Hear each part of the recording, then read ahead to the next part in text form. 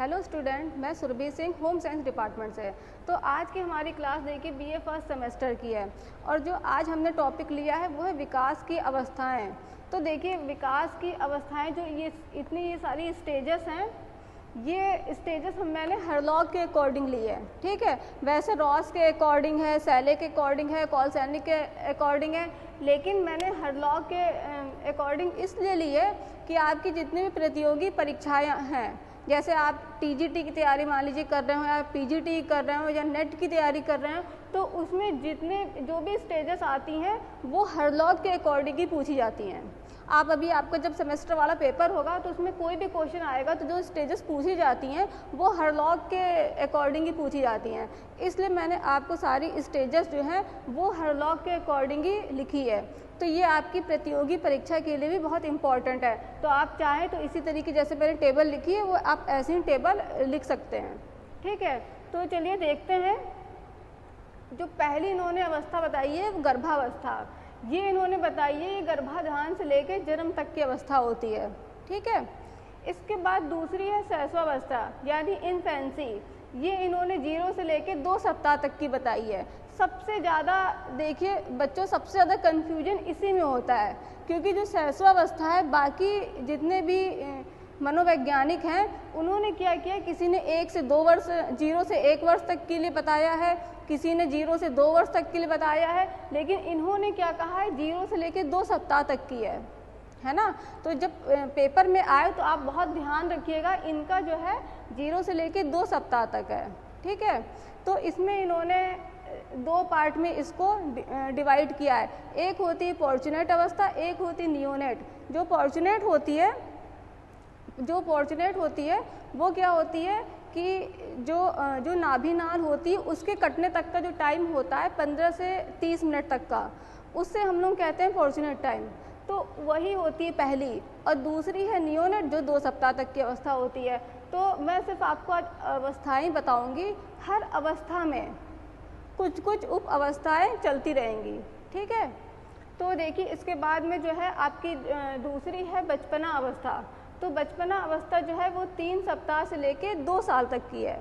ठीक है, इसके बाद बचपना अवस्था भी कई पार्ट में डिवाइड हुई है। तो एक है पूर्व बाल्यावस्था, ठीक है, जो 3 से लेके 6 वर्ष तक की अवस्था है। तो इसको जो है हम लोग स्कूल जाने की अवस्था भी कहते हैं, है ना, पूर्व प्राथमिक शालावस्था। इसके बाद है उत्तर बाल्यावस्था, ये होती है 7 से लेके 12 साल तक की। ठीक है, तो जो ये अवस्था होती है 7 से 12 साल तक की होती है।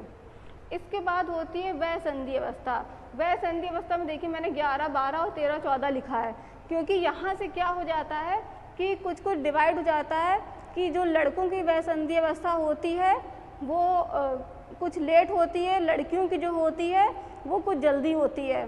तो ये डिफरेंसेस की वजह से ये लिख दिया गया है कि 11, 12 और 13 से 14, है ना। तो जो वयसंधि अवस्था को क्या कहते हैं, प्यूबर्टी एज। ठीक है, तो ये जो होती है 11 से 12 और 13 से 14 साल तक की। इसके बाद जो सबसे इम्पोर्टेंट होती है इसमें जो दूसरी इम्पोर्टेंट अवस्था है वो है पूरी किशोरावस्था। ठीक है, जब मैं आपको एक एक स्टेजेस, वैसे आपका जो बीए फर्स्ट सेमेस्टर का जो आपका सिलेबस है इसमें सिर्फ उत्तर बाल्यावस्था तक ही आपका सिलेबस है, इसके आगे आपका सिलेबस नहीं है। आपको सिर्फ इसको पता होना चाहिए कौन सी स्टेज जो है वो कितने टाइम तक के लिए है। ठीक है, बाकी तो मैं आपको फिर एक एक डिटेल में बताऊंगी, उत्तर बाल्यावस्था तक पूरा आपको मैं डिटेल से समझाऊंगी। तो इसके बाद देखिए उत्तर किशोरावस्था है 18 से 21 साल तक की। ठीक है, इसके बाद है प्रौढ़ावस्था 21 से 40 साल तक की। ठीक, इसके बाद मध्यावस्था है 21 से 60 साल तक की। इसके बाद आपकी आती है वृद्धावस्था 60 वर्ष के बाद तक की। ठीक है, तो ये देखिए आपको सिर्फ मैंने ये वीडियो सिर्फ इसलिए किया है क्योंकि ये इस वाले क्वेश्चन में बच्चे सबसे ज़्यादा कंफ्यूज रहते हैं कि शैशवावस्था को वो मतलब कितने वर्ष तक की अवस्था माने, है ना, क्योंकि इसमें हर एक मनोवैज्ञानिक ने अपना अलग दिया हुआ है। तो इसमें सिर्फ आप लोग जहाँ भी आपका क्वेश्चन आए, चाहे प्रतियोगी परीक्षा में आए चाहे इस सेमेस्टर में आए, आपको हरलॉग के अकॉर्डिंग ही सारी चीज़ें लिखनी है। ठीक है, तो अब जो मैं आपको जो नेक्स्ट वीडियो में क्या बताऊँगी, गर्भावस्था से गर्भधान तक की अवस्था। इसके भी 3 स्टेजेस हैं, उन तीनों स्टेजेस में क्या क्या डेवलपमेंट होते हैं, क्या क्या डेवलपमेंट टास्क होते हैं, वो सारी चीज़ें मैं आपको बताऊँगी। ठीक है, तो अब नेक्स्ट वीडियो में आपको ये बताऊँगी। Thank you.